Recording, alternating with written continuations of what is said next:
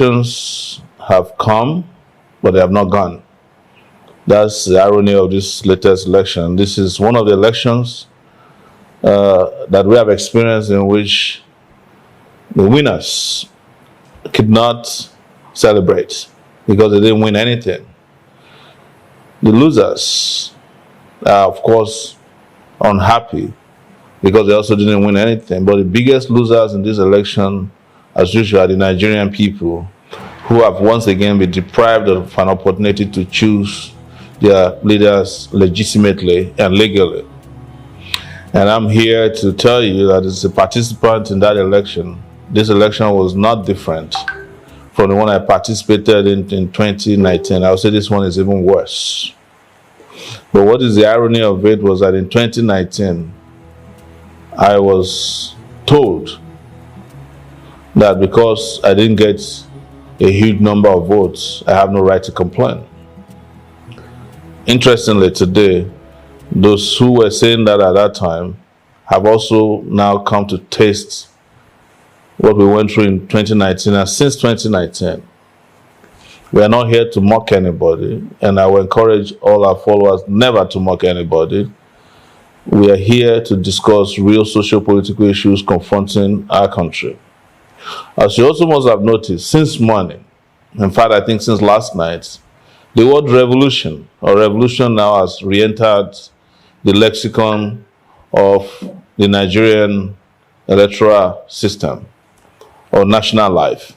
Because finally, what we saw in 2019 that led us to revolution now has now reached everybody. There's a whole change of consciousness, and we must thank all of you who always stood firmly out there, either offline and online, arguing in support of a system change that you should be proud of yourself. We're getting closer and closer every day. This particular election, by their own standards, did not meet any of the legal requirements that says in particular that every election result must be scanned and uploaded to INEC server. But there's nothing new about it. Before the election, I have been talking on radio stations and TV stations. I went to the National Assembly. I went to rallies, town hall meetings, and said INEC wasn't ready for elections. They did not want to listen to us. They also demobilized voters with their very wicked Naira redesign policy and whatever monetary policy they introduced a few weeks to election. As we speak, our people are still queuing up in banks looking for the new Naira notes that don't exist. They lied that if the voters are deprived of their own money, that big politicians will not be able to buy votes. They particularly mentioned some big political parties who they claim their candidates won't be able to buy votes if you don't have money. But the result today is that the number of participants in this election is abysmal. Less than 30% of registered voters are voters who had in their possession the PVC did not vote. They weren't only interested in voting, they largely boycotted the voting centers and polling units across the country. This is what that monetary policy cost us. And we condemned it when it happened. The same way today, we categorically condemn the election that was held on the 25th as a fraudulent election that did not meet the standard of what should be called a free, fair, and credible election. We knew it. There's nothing surprising about it. We knew they weren't planning an election. We talked about it. We shouted ourselves hoarse that these criminals in our system have no interest whatsoever in organizing free and fair elections. And it has come to pass now that they didn't hold an election. What they did is a selection as they usually do. They have just given you the candidate of the choice of the criminal political elites in Nigeria. He is the candidate of the APC, Bola Ahmed Tinubu, who was given a certificate of return a few hours ago, here in Abuja, in an election in which he could not tell anybody that he won. So that's our position, that this wasn't an election. And that was our position in 2019. And we will stand by it. And we call on Nigerians across the world to reject a fraudulent election that imposes upon them a leader that they did not elect.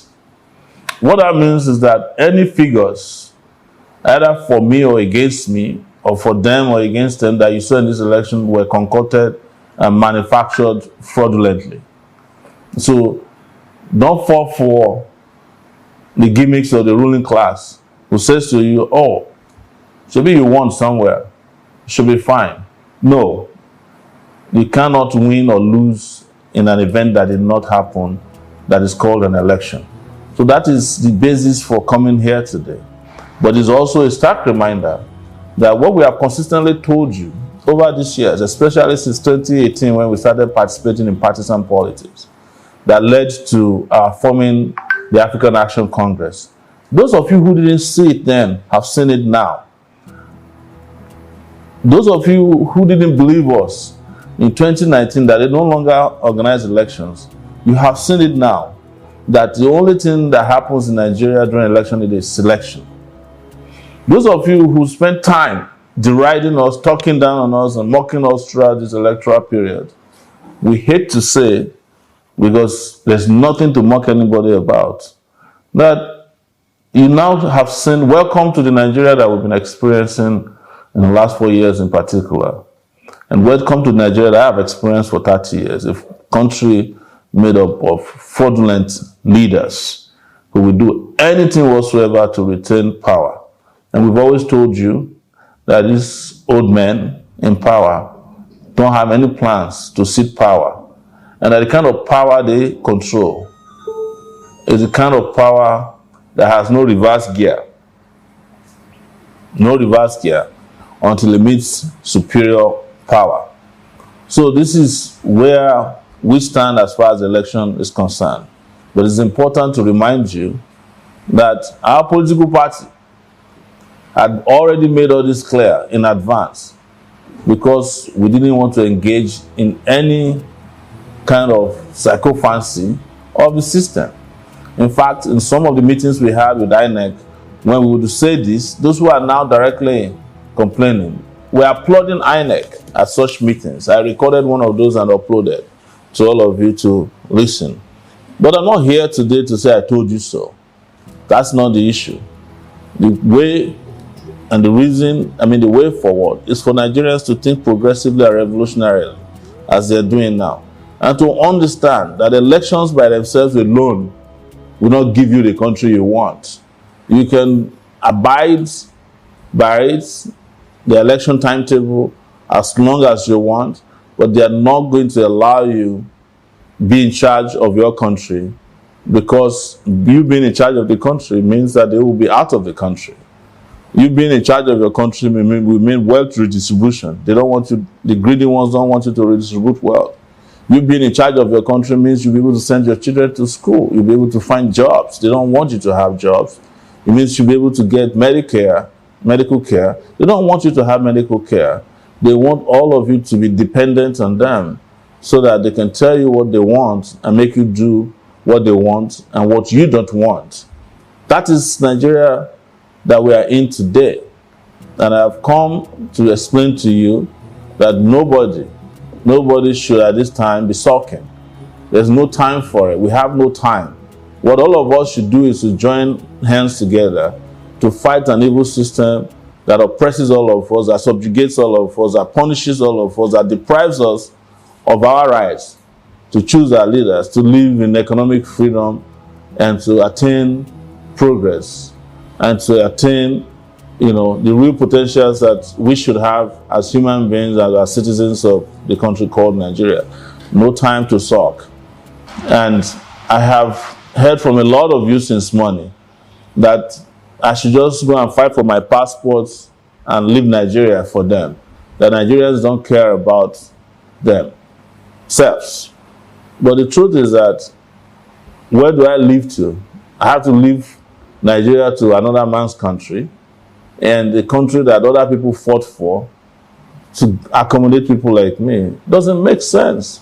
I am not a coward, and I do not intend to become a coward because I lost an election that did not happen. No, we will always stay here and fight until we attain total liberation. What has happened? A political earthquake did hit Nigeria, and all of us should be afraid for the future if we don't do something immediately. So I urge Nigerians to keep coming together. Let's be having serious conversation. Let's hold meetings. Let's organize, don't agonize, and let's do that which is necessary. A revolution is necessary. There's no doubt about it. You are not hearing it from me for the first time. It's what I've always said, it's what I've believed in. And when people ask me during the election why I'm participating in the election, it's exactly what I predicted. That the idea of having a revolution is not enough for the majority until they taste the raw nature of wicked power. And I welcome you to the battlefield of the new struggle for liberation. The election heist that's happened now is a renewal of hopelessness for a majority of our people. And we must stand up and fight it.